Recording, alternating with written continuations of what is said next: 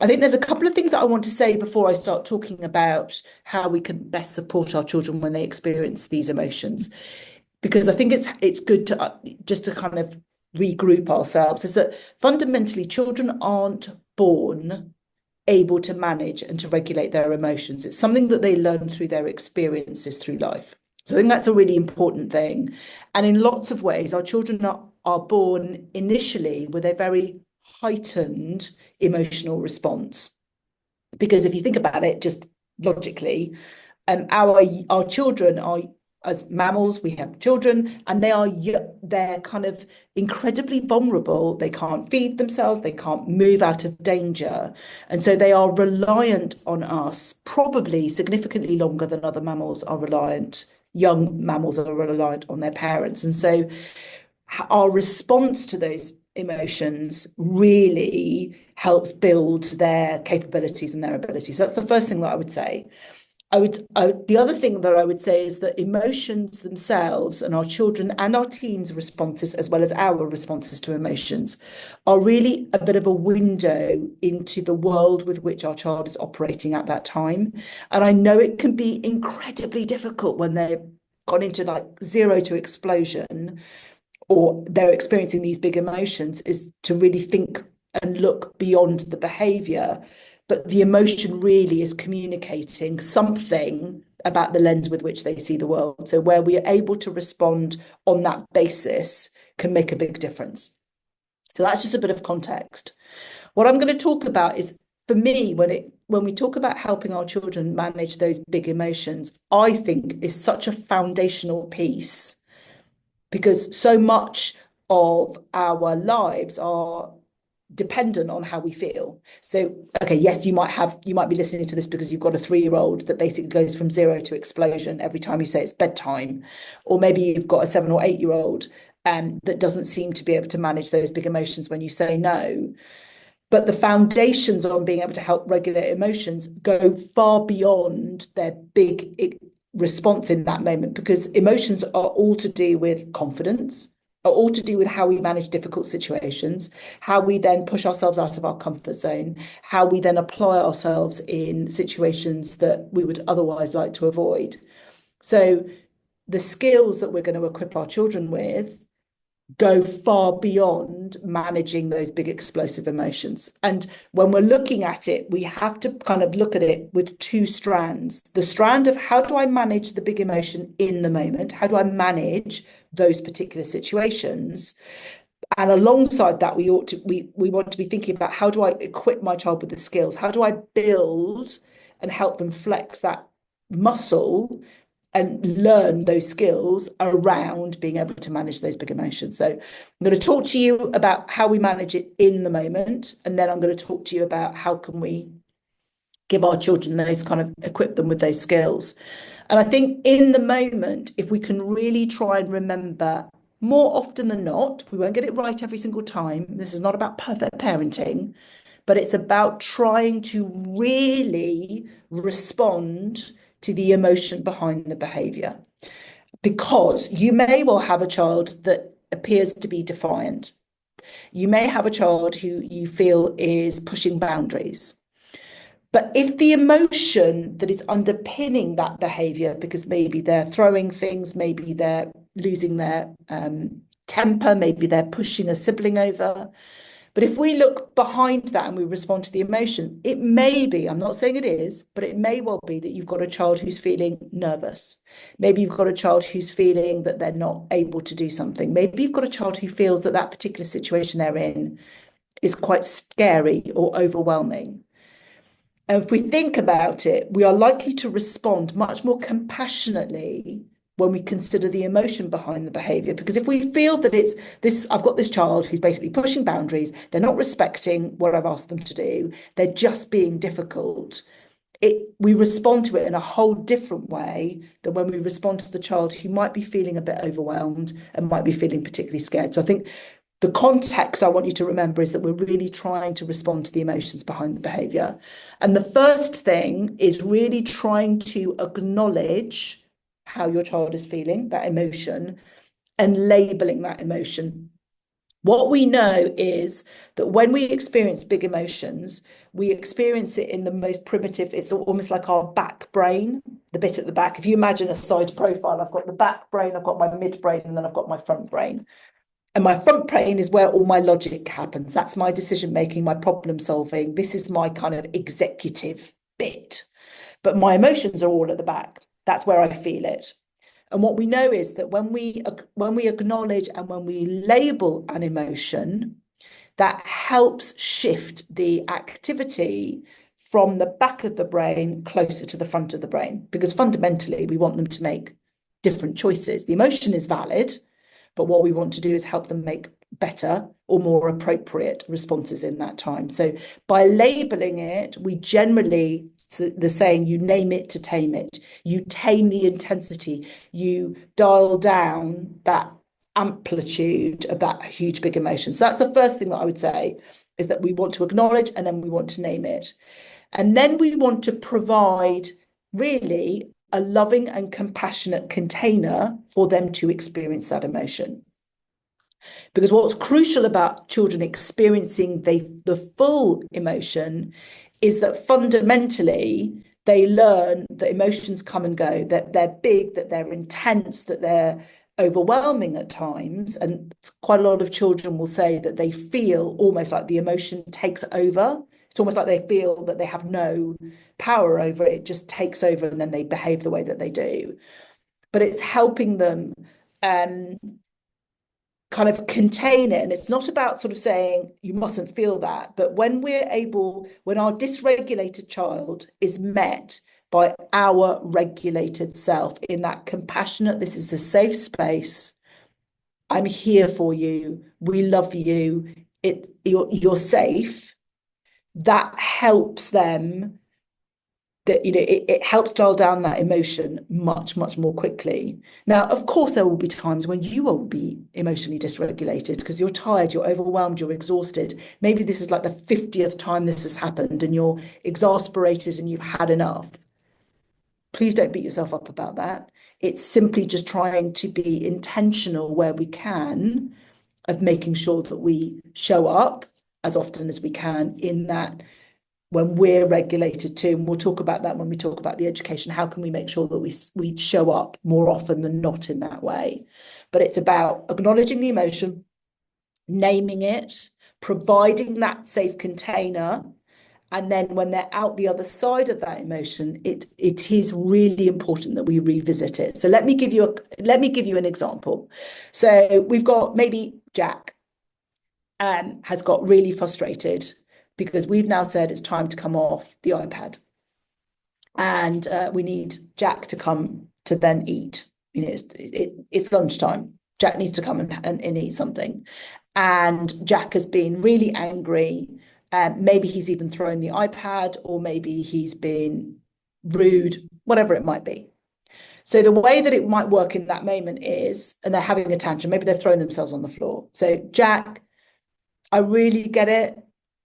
You're so annoyed and maybe you're angry with me because I've said it's that we've got to put the iPad away now because it's lunchtime, and you think that I'm so mean and I've really spoilt your fun and you're having such a lovely time and you only wanted 5 more minutes, and you're really annoyed about that. And I bet when you're older, you're going to go on your iPad for as long as you want and you can't wait. So what we're doing in that piece, I mean, obviously dependent on the age of the child, depends on the language that you use. You know your children better as to why they might be reacting.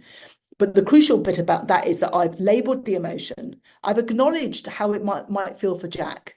For me, it's frustrating because I want Jack to just come and sit and eat. I've spent ages doing it. Maybe I've got Jack's sister already in the high chair and I just want, come on, Jack, let's just crack on.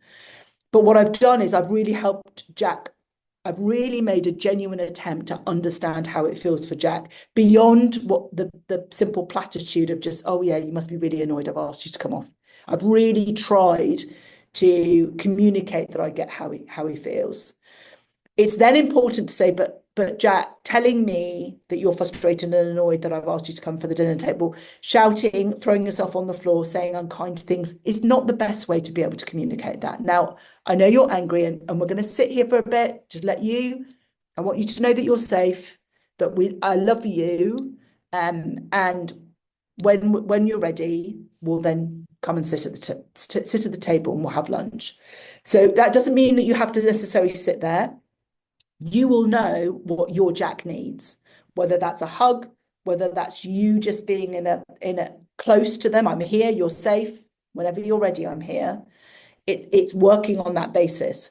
What I think is really crucial for me in that moment is I personally do not agree with timeouts. I don't agree with a naughty step, and I don't agree with removing Jack. Remove yourself if you need to, remove a sibling if you need to, because maybe they've now started pushing and hurting and being unkind to siblings. But what's crucial in that moment is you've got a dysregulated child feeling overwhelmed with their feelings. You then remove that child, that then you're asking them to manage something that feels overwhelming on their own. So I think that for me is one of the reasons why I think it's much better that we contain, that we're there and we provide that containing vessel. The thing that I would say that I think is kind of important for us to also note is that it's, as a parent, no one wants to see their child in this state and feeling overwhelmed. But we do them a disservice when we try and trade that feeling. So instead, what we could have responded with Jack is, "Oh no, Jack, don't get upset. It's absolutely fine. Don't worry. You're gonna have your iPad straight afterwards." Or, "Okay, go on, have 5 more minutes." Or, "Oh, but look, I've got this amazing thing that you can do instead." That is what I call trading emotions. And the crucial bit about trading is that it doesn't come because we're bad parents. We don't do it because we're deliberately trying to do the wrong thing. But what I want you to understand is when we trade a child's emotions for something else, distraction, pacifying, or anything else, or trying to minimize it, the message that we're sending, particularly if we do this regularly, is emotions are bad things, and we don't want to feel them at any costs. And what we're trying to do is remove that experience as quickly as possible. Because fundamentally, we want our children to grow up into adults who understand that emotions come and go. They're not always the most pleasant to experience, but that we come out the other side. Because what you don't want is a child growing up to be a young teen or an adult that then has to constantly distract themselves whenever they're experiencing something that is unpleasant. So that's kind of the model of how I would sort of recommend we deal with the emotion in the moment. What's important for us to remember is that children develop their emotional intelligence at different paces. I can't say to you a 3-year-old's emotional intelligence should look like this and a 6-year-old should look like that, because actually how it develops is emotional regulation develops with experience and learning on the job. So whilst as parents, we often spend lots of time helping our children learn their letters and helping them learn their colours and their words and reading and other things, emotional intelligence and their emotional vocabulary is a really important thing. The more you will get your return on investment. The time you spend on helping your children build their emotional vocabulary, understand their emotions. How do their emotions show up in their body? Labeling those feelings makes a big impact, positive impact on other areas of their life that you wouldn't necessarily immediately assume. So emotionally intelligent children generally form friendships more easily. They have good, solid friendships. They're great with boundaries. They're great, and those emotional intelligence skills actually then impact their capabilities and their abilities academically at school because they're able to self-regulate. They're able to understand, oh, this particular thing is making me feel a bit nervous. Oh, that's interesting. How might I be able to help myself? So I think that piece around bolstering vocabulary is another really important piece. And I do think it's the other thing that's quite helpful about the education piece. And you'd have to start with young children by almost doing it yourself. And as children get older, we can then start to have these conversations with them. But I always like to think that we all have a bucket. It's a metaphorical bucket. It's not an actual bucket, but we all have a bucket. And that fills throughout the day. And generally, we do not notice that that bucket is full until that last drop goes in, and suddenly we get this big feeling. And so it's helping to understand what are the things. So we're pretty tuned to it when we're talking about really young children. We're pretty tuned into what fills their buckets, and quite often it's are they overtired? Have they not had enough sleep? Have they not eaten? Have they managed to get out and have a bit of a play? But as our children get older, it's really important that we help them understand what are the things that fill their bucket. And obviously, not all things that go into the bucket are measured equally. Some things will have a bigger impact on your child. If you think about yourself, we all have a bucket that fills, and then that last drop is when we generally notice. And what we usually do is like, why did they react like that? Well, they reacted because that was the last drop, but that last drop was not the thing that has made them explode. It's been all of the other things that have been filling up. So being able to understand what fills that bucket.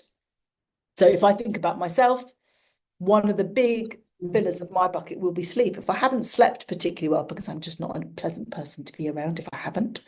And for a day, possibly it's fine. But if it's a couple of days, it really isn't good. If I haven't had time to myself, that has a big impact, which is why I set an alarm. Well, I probably don't do it anymore now because I've done it for so long. But having an hour in the morning to myself is really important for me to make sure that my bucket doesn't fill up too quickly. So it's understanding the things that fill the bucket is one bit. But the crucial piece in terms of empowering our children and empowering us to be able to empty our own buckets is actually what are the things that help empty our bucket, and how regularly do we then do those? So if we go back to the how do we best respond to our child in the moment by being that container, being that their emotional dysregulation meets our emotional regulation, the important piece here is we are more likely to show up emotionally regulated if we are aware of our own bucket, what fills it, how best to empty it. And so that's a really important piece. And you can do it for both, do yours, you could do your child's, you could do it in a fun way with an actual bucket. You can do it with a jar. You can write things on pieces of paper, scrunch them up and put them in so they can visualize, they can see the things that fill their bucket, and then talk about a tap that helps empty it. So I think that that's a really big piece. And then the last piece that is helpful, because of course the education piece is always going to feed into the in the moment, because the more we do the education piece, the more equipped our child is going to feel in that moment because of the more strategies that they're going to have. The other piece that I would say is it's then about helping our children build and pull together some form of toolkit, some go-to things that they can use in the moment that helps manage those big emotions.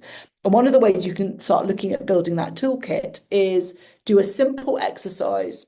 And it's 3 questions, 3 statements, really.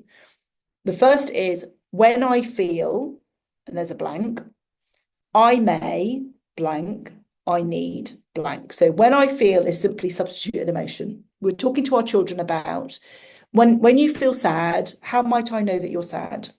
So child might say, I might cry. Right, okay, so when you're sad, you might cry. So when I feel sad, I might cry. Now, this is the problem-solving question. What do you need, Jack, when you are feeling sad? And the crucial piece here is I don't want us to demonize emotions. I don't want us to be like, happiness is a positive emotion, sadness is a negative emotion. They're simply emotions. All are valid. Jack probably doesn't want to feel sad.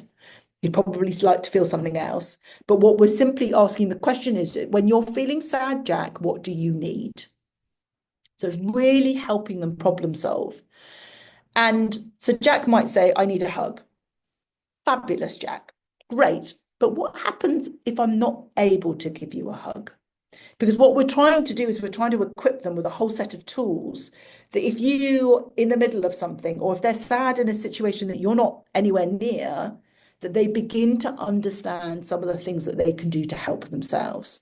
So I think that that exercise can be a really good bit, in the same way as we might spend a bit of time going through a storybook or asking them to point out colours and practice their reading, whatever age and stage your child is at. This is a piece that we can do quite practically around just general, we're going to do a little bit on feelings. We're going to talk about getting cross or getting angry. So, when you feel angry, and again, you might need to preemptively model it. So pull your best angry face, really ham it up, like so cross and angry. Talk about the things that make you cross and angry, and how your children might know that you're cross and angry. I think your children will probably, if they're articulate enough, I think they will tell you, "Oh, mummy, when you're cross, you do," and then what you need, and then ask them to do the same. And what you'll find is that education piece, which continually runs through, is then things that you can then feed through. So let me give you a bit of an example about how you might do that.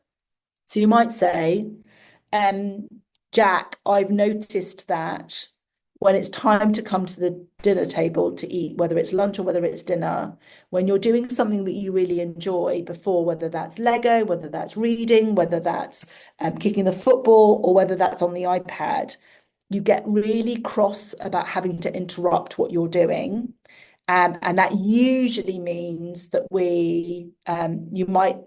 you might say something unkind, or there ends up being a bit of a battle about coming to the table. When we talked about feelings and we talked about what you might need when you're angry, how might you be able to better communicate or better explain that you're feeling frustrated, and what tools might be helpful for you? What could you do instead? So again, you're taking the education piece, you're introducing it to Jack through I've noticed that this seems to happen quite a lot. Let's see if we can work out a better way for you to communicate that and be able to come to the table when I ask you, for example.